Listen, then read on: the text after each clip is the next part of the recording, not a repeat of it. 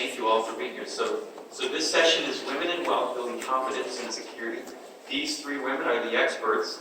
I'm going to try to keep things moving along. So let me introduce each of them. Lisa Erickson, Senior Vice President, Head of Public Markets Group. You met her earlier, U.S. Bank Wealth Management. As co-head of the Public Markets Due Diligence, Lisa directs public markets, investment research, and fund manager selection for the U.S. Bank Wealth Management. This work includes money manager due diligence, investment strategy review, asset class idea generation, process enhancement, portfolio inclusion for equity, fixed income, real asset, and balanced strategies. Lisa is a frequent spokesperson for the U.S. Bank Wealth Management and appears on CNBC, Reuters, Bloomberg TV, Yahoo Finance, and Fox Business, and in the Wall Street Journal. We were just talking about this. Lisa is a frequent spokesperson for Wealth Management, appears on CNBC, Reuters, I think I just mentioned it. Never mind. Our next expert is Deanne Phillips, Director of Client Learning and Development with Annex Wealth Management. As Director of Client Learning, Deanne is responsible for developing and presenting workshops and webinar content to further the educational needs of Annex's client base. She also runs the company's Women in Wealth Group, an education-based network of women open to anyone in the community, designed specifically to foster collaboration, community and growth in specific areas of financial planning. As a practicing certified divorce financial analyst and an accredited behavioral financial professional who assists clients with financial transitions such as divorce, Deanne also organizes and conducts quarterly divorce workshops for women. What women need to know about divorce, bringing together local resources and professionals to empower women with the understanding about the divorce process. Deanne's over 26 years of financial services experience, working directly with clients, and 10 years prior in the education field. And our final panelist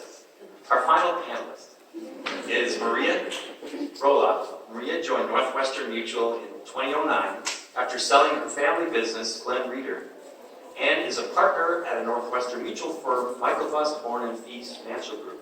Since beginning her career at Northwestern Mutual, she has won various awards for being a female leader in production with the company. The firm's passion is helping clients navigate through complicated financial situations while comprehensively planning for their most important life goals. Maria and her team specialize in working with individuals nearing or in retirement. They build and adhere to financial strategies that help their clients achieve long-term financial success. Maria currently lives on the east side of Milwaukee with her husband Tim, and together they have two adult children, Harrison and Stella. Welcome.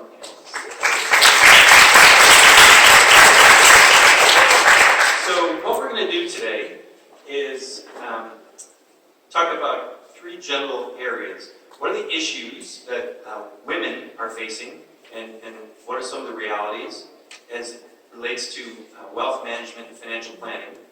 How to get started, or how to get started, or how to build from where you are now, and then some strategies for doing that. Before we start, the women up here don't know I'm going to do this, but I think it would be very interesting to know. I'm going to ask three questions, and this is just to gauge where we can focus our time. If you're at the expert level of financial planning and wealth management, that's the first one. If you feel like you're at the intermediate level, you have some things figured out, but you're looking to do more, that would be the intermediate level, and you're at an early stage. Either you're just starting out or you haven't started. You really must start now, and you're here to learn as much as you can because you're probably along with a lot of other people doing the same thing. So, who feels like they're at the expert level? You figured out, you've got all the answers. How about the intermediate level? Okay, about half the room, and then the other half would be at an early level. That's great. That's good to know. So before we get into the slides, and we don't have many slides, and a lot of this is going to be Q&A, and these folks sharing their knowledge. Where are we now in the state of financial planning, wealth management, trends with women and what their situation is? Deanne, my note says that you're going to kick us off with there's a perception of confidence. There definitely is. So, unfortunately, we see some statistics that are a little daunting. But what's interesting is, and one of those statistics is that only 40% of women actually actively engage in financial planning for themselves. That's kind of daunting, no matter where you are, expert, intermediate, beginning basis. But there was actually a study done from the Financial Literacy Global Center where they asked multiple choice questions of men and women on financial literacy. And women didn't score very well. So they took a look and they said, why is that? One of the multiple choice questions was, don't know. So the women didn't have quite enough conviction on the question, so they opted out for don't know, and they underperformed, underscored the men. When they reframed the question and removed that, guess what happened? Women outperformed men on the literacy test, right? But there's this perception that men get better service, men, even with financial products, maybe better offers, that men have, that we know about 2/3. This is a perception, that women know about 2/3 what men do about financial literacy. We all know sometimes perception is reality, right? What they found in that study, though, is really a crisis of confidence. And this is something I hope everyone of all levels takes to heart. Because when we just put ourselves out there and believe that we have the knowledge, at least a little bit, right? And we try it, especially in the area of investing, we tend to outperform men. And here's why. There are two main reasons for that. The first one really has to do because women do research. They take a look, they ask each other, they study it, and then they make a decision. And that research might not be, gee, do I pick GE versus We Energy? It's not about stock selection necessarily, or about option trading. It could be about, do I have the right partner? Can I find the right wealth management firm where they have values that I believe in? And the second reason women outperform men in investing in the long haul is because, maybe because they've done that research, they don't let events in the market trigger a seismic change in their plan or investing too. They stick to their strategy. They say, yeah, I found someone, a partner who believes in my values, I think they understand my financial planning, and I'm good to go with this to hit my goals. So, ladies, we can do this. Thank you. Maria, we were talking previously about, well, maybe women, because they juggle so many things. I know in our family, my wife does, as you can see. But you know, the resources and time. You could explain. You had mentioned that you find that to be the case a lot. That women, it's like, I can't really get to that. But tell us more about. Yeah, I think we probably know that women have a tendency to multitask more than men. Other people, children, everything. So I feel like we carry a lot on our plate. And a lot of times I don't even call it a plate anymore. I call it a platter because it's just gotten so big with tasks at home, tasks at work. So I do think one of the obstacles and why women are stepping back and not doing as much of the financial planning to start is they just simply don't have the time. And so for us, I feel like today we want to talk about like how do we make this easier for women to tackle. And one of the things that I like to say is oftentimes women, we have a tendency to make things a big deal. And, I'm going to do financial planning, so I have to get all my ducks in a row before I even step into an office to talk to an advisor. And I think we're all here to say, you don't have to have all your ducks in a row. Part of our job is to line the ducks up. So all you need are one or two things in place and come in and see somebody and just get the process started. Thanks, Maria. So Lisa, take us back a little bit to talk about where women are on the timeline of investing. And I know this is an eye chart. This slide deck will be available on our site on Monday, biztimes.com/women. So we'll let you know. Yeah, thanks. So I see people straining a little bit to see all the tiny fonts, so don't worry about it. Like Dan said, you'll get copies of it, especially if you scan your QR code when it's available on Monday. But the point of this chart is not to memorize all these specific things or, know all these specific events, but it is just a reassurance to ourselves that if we're not as involved, it's not totally a mystery why it is. And why is that?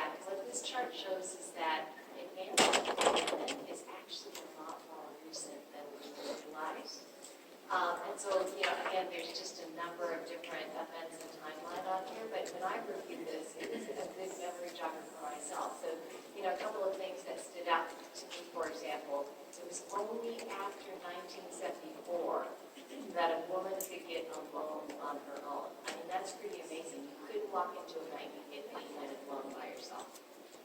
And then it was only until 1993 that if you took maternity leave, at that time prior to 1993, there was no assurance that you wouldn't lose your job because you took that maternity leave. And again, only because of legislation after that time, you take the maternity leave and know that you had a job to come back to. So, you know, if you really think about it, that baby boomer generation that, as you see, was really more starting in 1964, before a lot of these kind of first advancements for women to place, you know, they were really raised in a different environment than we are. And it's, again, it's very hard to remember because even though maybe it was only 30 years ago, I mean, you know, we're kind of that's not what happened yesterday, what happened today, right? But they were dealing with really a very different environment and culture. And not only that, but they were having to deal with all this other stuff, right? Like, I just want to take maternity leave and feel like I didn't have a job to go back to, right? Let alone then worry about a massive wealth and investing in. So there's kind of a logical reasons why women have, you know, maybe not always been as engaged. But, you know, the statistics are encouraging. As Deanne said, women can get involved and make a difference, and we are, in each of our respective practices, seeing women get more engaged, but it's not where we should be. I mean, that's true for women and men in general, but we're here really to encourage you that just like all the other areas of your life, where you take care of yourself, where you take care of your family, where you take care of your friends, you know, this is something that we want to do as well for ourselves. And because money helps to help us realize our needs, our wants, and our, you know, long-term desires, but that's an important part of what we should manage as well. And it's not always easy, it's not always fun. You know, I raised my hand on the, you know, I'm at the intermediate stage because even though I'm in the business, I don't always do exactly what I should do, right?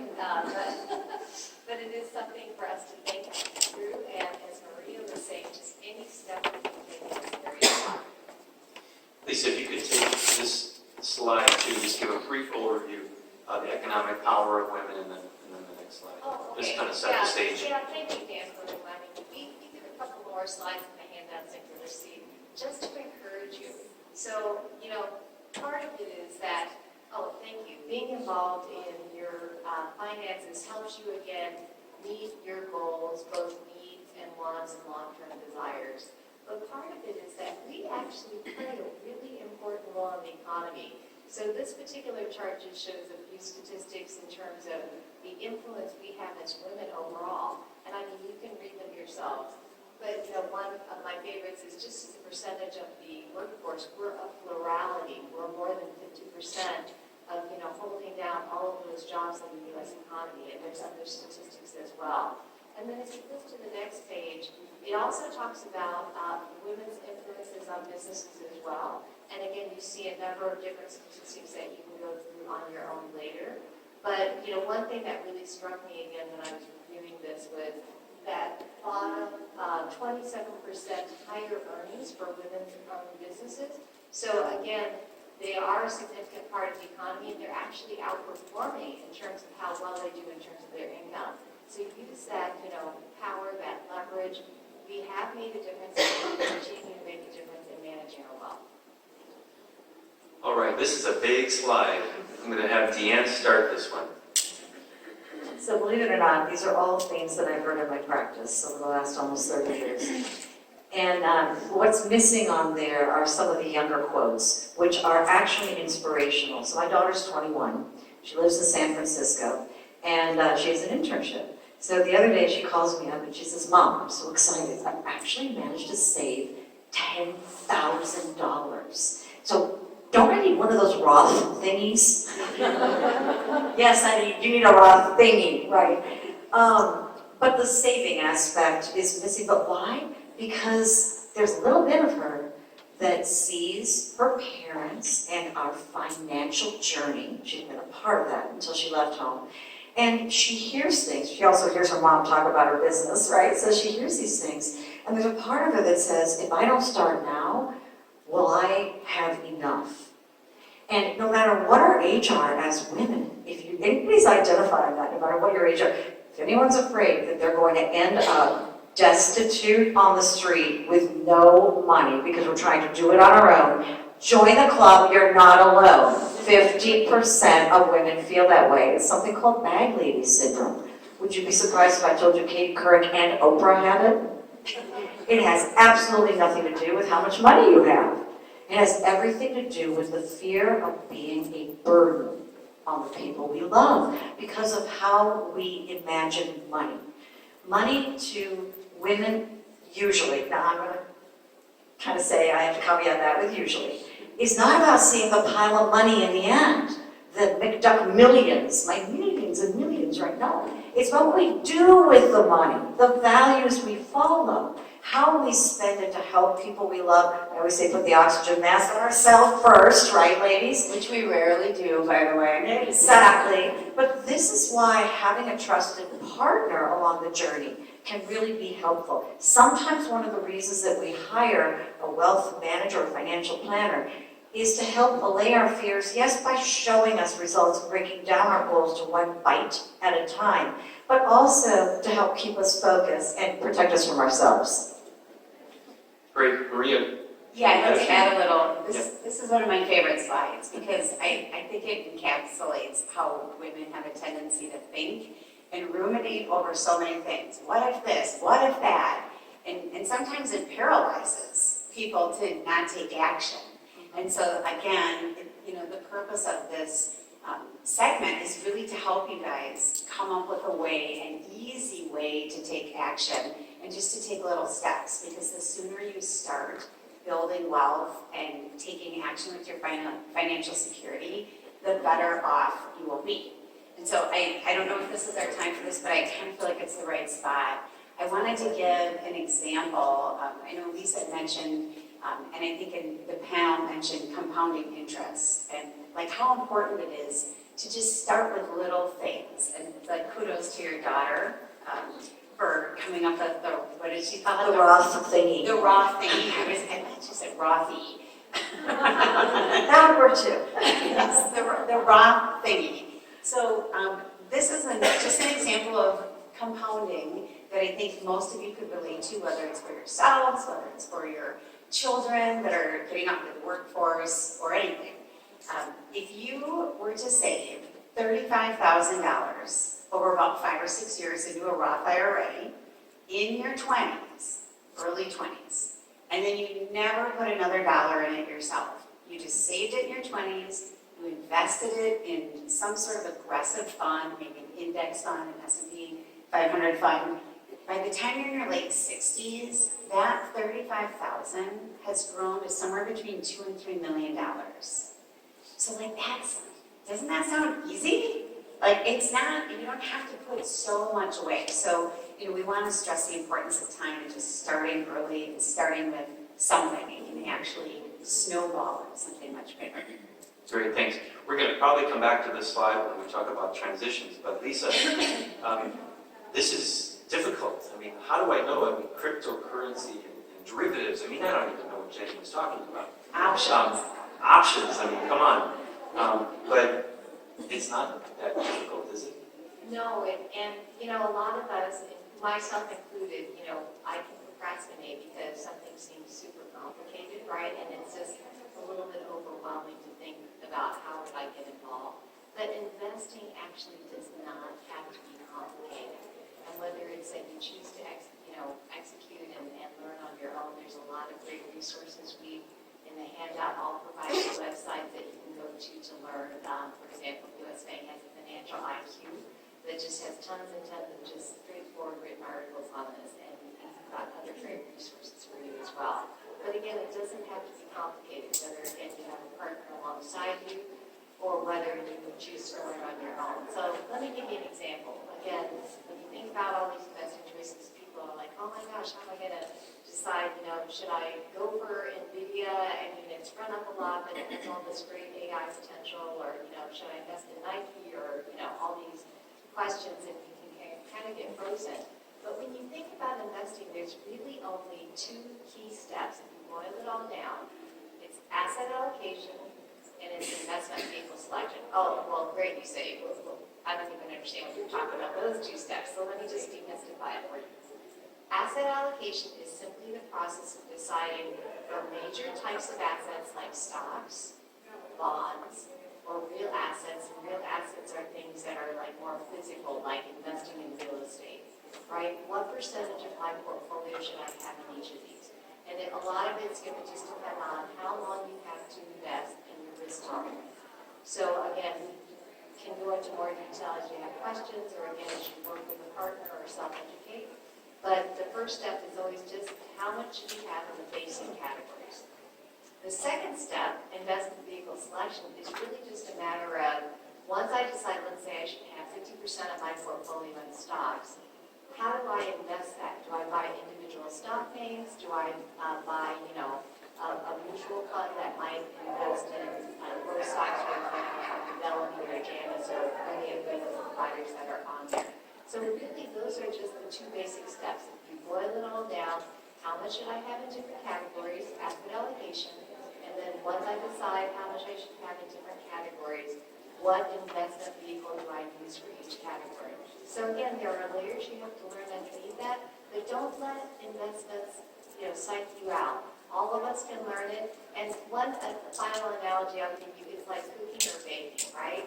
If we got hung up into, oh my gosh, how do all these chemical reactions work when I'm making a loaf of bread? How is the yeast interacting with the sugar to make the bread rise? And, how does the chemical reaction of the heat work, when I'm having to cook at a certain amount of time and certain temperature? You don't have to understand all of those nuances, right? You just have to understand the big picture. And so investing is really similar. And again, a friend, self-learning with resources that are out there, or a trusted partner can help you through that process. Great. Thank you very much. Maria, could you tackle this getting started slide? Sure. It's like, we got to get started somewhere. You gotta get started. Or advanced, if you're intermediate, how can I get to that expert level? You gotta get started, or you have to go back to it if you put it on the back burner for a while. We heard so much about this with the panel previously, and Jennifer just, so I feel like so many of the things that we were, talking about here today, they started to mention them. I think not being afraid to get started is number one. That's the key. And it doesn't have to be hard. I think first and foremost, and I sometimes feel like this goes without saying, but I'll say it anyway, if you're looking for help or you're looking for guidance, you have to work with someone that you trust. I think that's an obvious, it's like a relationship with a doctor. You would never keep seeing a doctor if you didn't trust that they were going to do what was in your best interest. So, first find someone you trust, whether ask a friend, ask somebody that you know, that you respect, that you think has it all going on. Maybe they don't have it all going on, but still ask them. Then I think the next thing is going back to what I originally said. I think, and actually this was said in the panel as well, I think Portia said it, the biggest commodity we have is time, because we're spread so thin. So I would say work with an advisor, a team, a firm that's going to meet you where you're at. And what I mean by that is, gone are the days of financial planning. You're coming into our office, we're wearing a suit, we're going to have a 90-minute meeting, it's going to be very serious, we're going to talk over your head for 90 minutes. Like, who wants to do that? I don't even want to do that. And I'm in finance. So find a firm where maybe you do have one or two meetings every couple of years. It's longer and more elaborate. But then in between that, work with a team that's going to answer if you want to email questions at 10 o'clock at night. I know our team will get back to you the next day. Maybe you have 30-minute meetings, 2 or 3 a year. Maybe some of them are on the phone or they're virtual. Just anything so that it is easier for you to fit that in. And then the last thing I would say is pick someone you like. I like what I do. I have a lot of fun. And when I'm talking to people, it's fun. You shouldn't, when we call our clients, we don't want our clients to say, oh, it's time for my financial review. I don't want to do that. Oh, totally. Yeah. And like people that think they're coming out of like a yoga session after they see it. Yeah. I want people to be like excited and motivated and not think it's this boring, scary task. And, This and all isn't- three of you mentioned you don't have to do it alone either. I mean, Right. find a friend. Have You know, an who's in the same accountability boat. partner. An accountability partner. Explain what an accountability partner is in this world, this realm. What is an accountability? You know, how does that work? Well, I mean, I think it could be, your accountability partner could be many people. I feel like I'm the accountability partner with my clients. So like, I'm sitting down and they're telling me what's important, what they want to do, then we're coming up with a plan on how we're going to do it, and then we're implementing it in stages. And so our job, I feel like, is to get you to take action. So I feel like it's sort of like being a personal trainer, even though I used to go to a personal trainer and I don't anymore. I'm not as good on the physical accountability, but I do really feel like that's our job, is to, next time we see you or talk to you, okay, how is this done? Were you able to find an attorney? Did you get your estate documents done? No, okay, I'm gonna send you a list of referrals. Let's make this easier, let's move it along. So I think accountability was the theme that resonated with me on what keeps me on track. And yes, accountability, well, physical partner too, but I feel like when my clients come in, we're both accountable to each other, right? We're a team. And I can only plan as far as a planner as the information I have from them. But also there's accountability, obviously, to myself from a spending point of view. Because if I invest it, I'm invested. So I'm not afraid to put my own money on the hook for something when I want to learn something. And I think part of the key of this is just, as you said many times, getting started. And that accountability can really help open that door and just get you going. Well, and I'll add one other thing on accountability. I think as Dan said, having an advisor can help. But sometimes it can just mean having a friend or a family member who's going to help you on the process. And as I said, even though I'm in the industry, you know, I'm not as rigorous always as I should be. So again, having a friend who's on the same mission, right, that, okay, I know I can, in a sense, optimize my financial resources better than I have, right? And so we're going to just set a calendar date and get educated on investment vehicle selection. Or we're going to set a coffee date and explore maybe some partners that we could work with that will help us through the planning and investing process. Somebody that can come alongside you, again, hold you accountable, but also encourage you, because ultimately, while there may be some, moments of discovery like, okay, well, maybe I need to tweak this aspect of my financial plan because as I look through it, I realize I need to do something different. You are making positive steps to making a difference in your finances, getting the way you want it to be. And it can be easier than you think. As Maria made the example, just getting some investing and watching that interest compounding can make all the difference. Great. These next two slides I'd kind of like to go through real quickly because I want to spend time on the transitions issue and then the 10 questions every woman needs to answer. So, Lisa, here's this slide so you don't have to just protecting your assets, your heirs, and yourself. Right. So what this really has to do, and Deanne's going to have some really good comments on this as well, is things you can do really to begin to think about, again, how you can manage your own financial life better, as well as those you care about, your family and your friends, and maybe even causes that as you get down your financial journey that you'd like to save towards and help invest in the future. And, it's again, easy kind of to get caught up in today and to forget to do these things again, because some of it is not as fun, right, like digging out all your financial details and stuff just to get the picture to get started. But let me encourage you that it is really important. So I'll share two stories, one positive, one a little more sad, right, from my own personal life. But when my dad came to the U.S., he was an immigrant, and similar to the story that was just told with him, he came with a scholarship, so that was awesome. But he only came with $30 in his pocket. But he went from that, right, and established a career here in the U.S. and was able to save enough. He was just persistent enough. He did some self-education on investing that he sent myself and two sisters through college debt-free.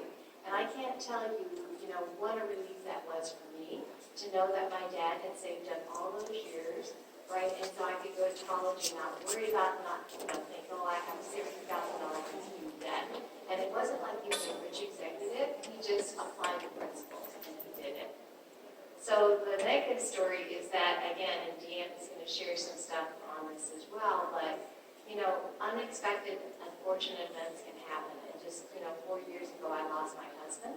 It was totally unexpected. He was super healthy. He was on a baseball team besides, running a ministry and played hockey as well every Sunday. And, unfortunately, he got hit with something that the doctors weren't able to deal with, and he passed away within a few months.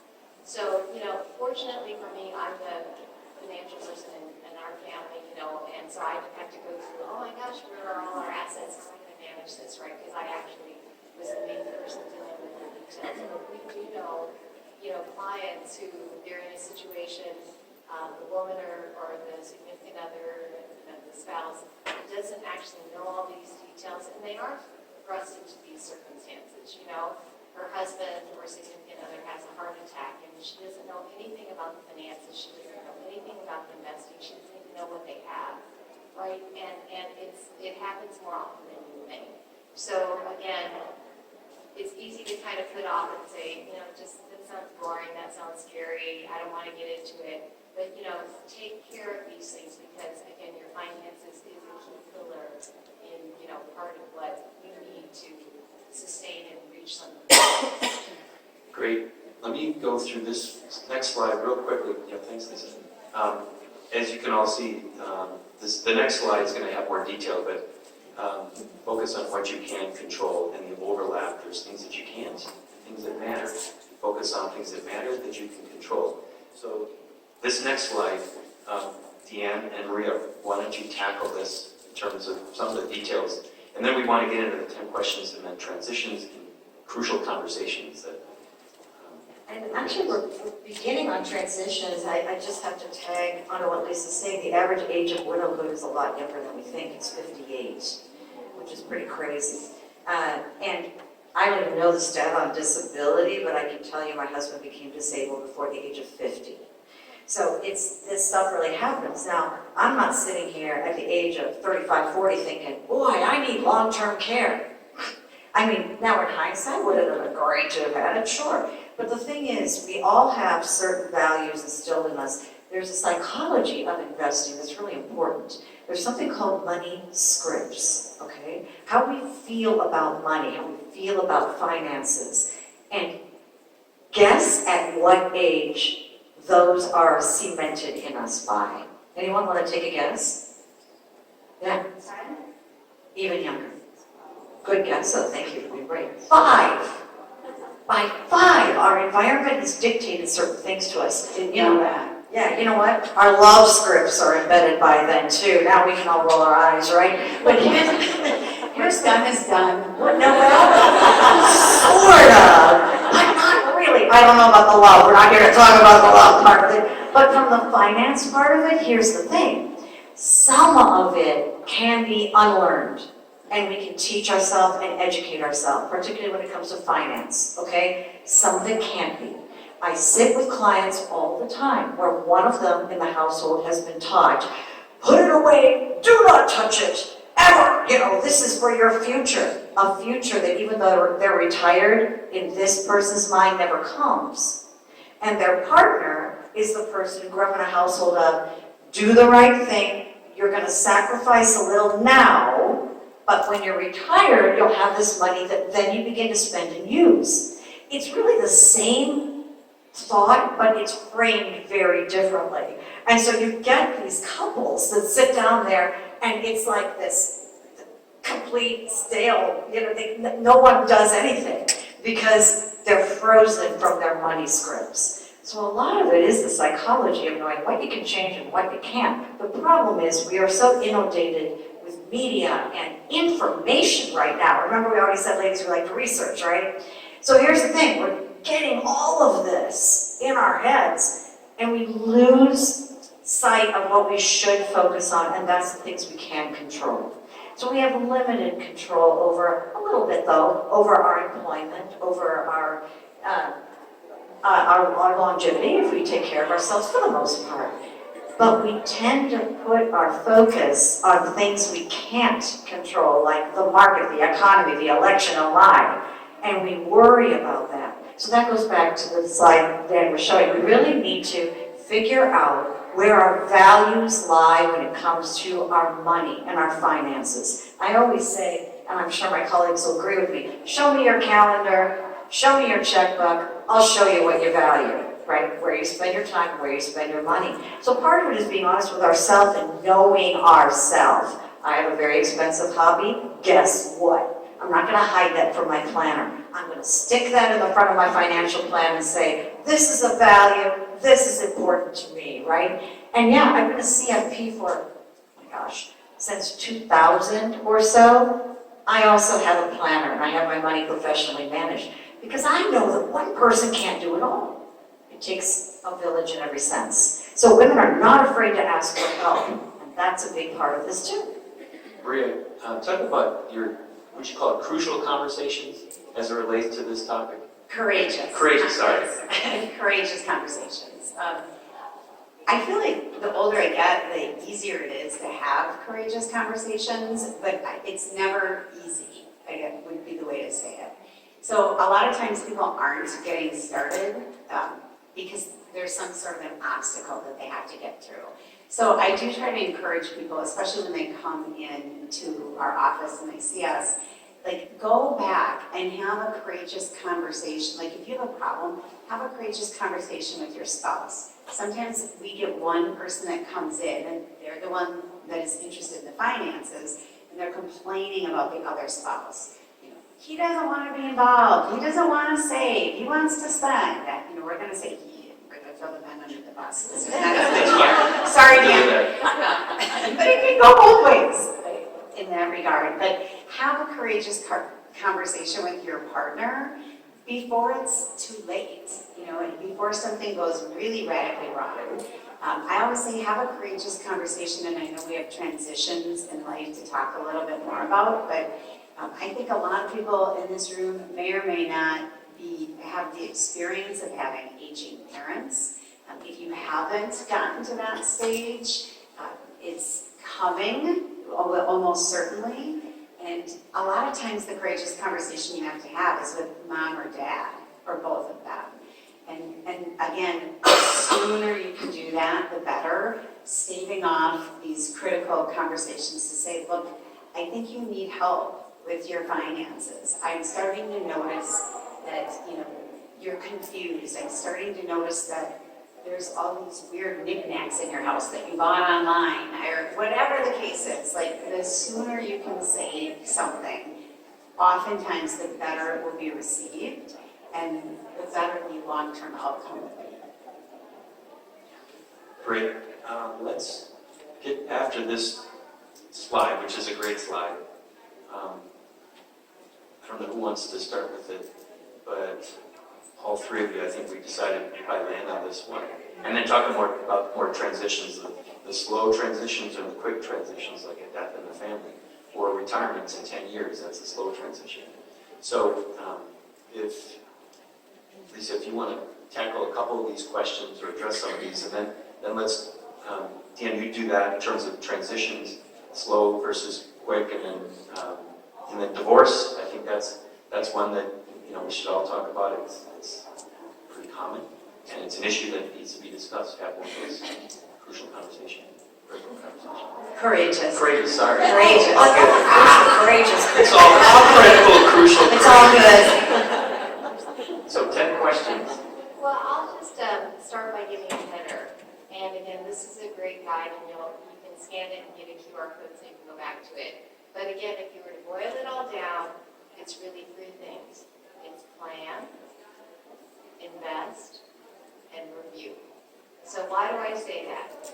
First is the plan, right? Is that you have to know what goals you're heading for. So whatever is, to your point, your values, and Deanne gave a great example of, you know, I have a particular hobby. It may take a little bit more from my budget than is typical than for the average person, right? But that's important to me. That's an important part of your values. So the plan is figuring out where your assets are, your liabilities. We all have liabilities, right, of things we owe. and what our budget looks like, and then where we want to go. Those are kind of the pieces of the planning that you can pull together. Again, often a trusted partner helps with that, to say, where am I at now, and where do I want to go? And then that helps to form, what might be your investing and saving and spending plan. And then, because you have some part of that wants to grow, right? The second part is investing it appropriately, again, the asset allocation and the investment vehicle selection. And then the third is review, and that's the part when I raise my hand on the intermediate, I'm not always as rigorous about reviewing as I could. But your life doesn't stay static, right? Your needs may change over time. Circumstances, unfortunately, for both positive and negative, can change over time. And so some of your financial plan and goals can change.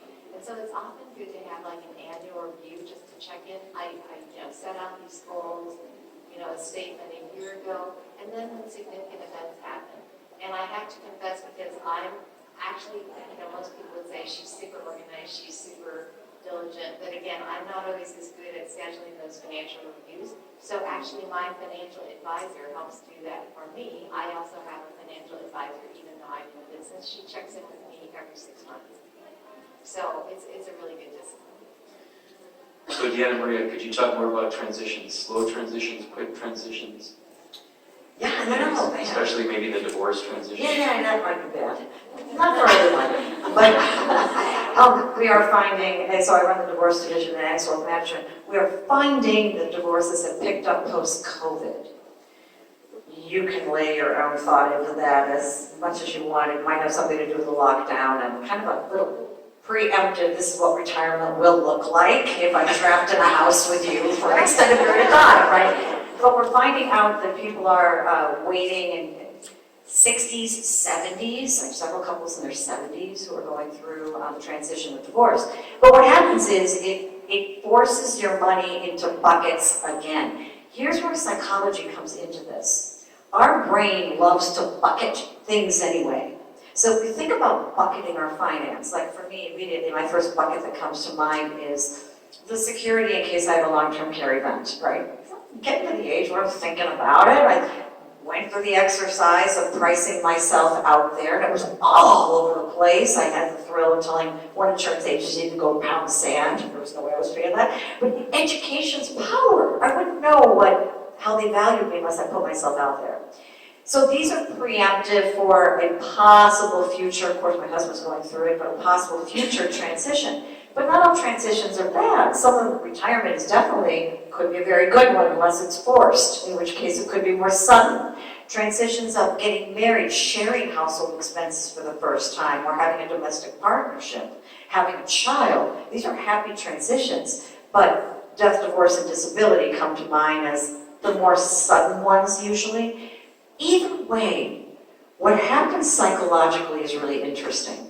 We stop hearing and seeing and processing the same way when our amygdala comes into play. The amygdala is the reptilian part of the brain. It's our fight or flight that goes, you're gonna die, and that's visceral response. And unfortunately, when we're going through it can be a longer term, but a sudden transition, that amygdala can come into play. It's beyond our control. This is again where a second set of eyes is really, really important. When I get that phone call and it's about a divorce or about a death or sudden news, and sometimes it's about a forced retirement too, I'll say, great, I want you to bring in somebody with you who can be that second set of eyes and ears. Because we're going to talk about bucketing your expenses and triaging some things. And it's going to feel like there's this huge elephant in the room and you have to open your mouth and swallow it whole.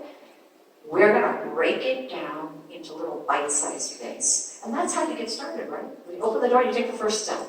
I would agree with everything you said, Deanne. I think we all know transitions are hard in life, whether they are good or bad. But I think, again, going back to having someone that you trust to walk alongside of you during that is important. And I think if that person is objective, that can be helpful.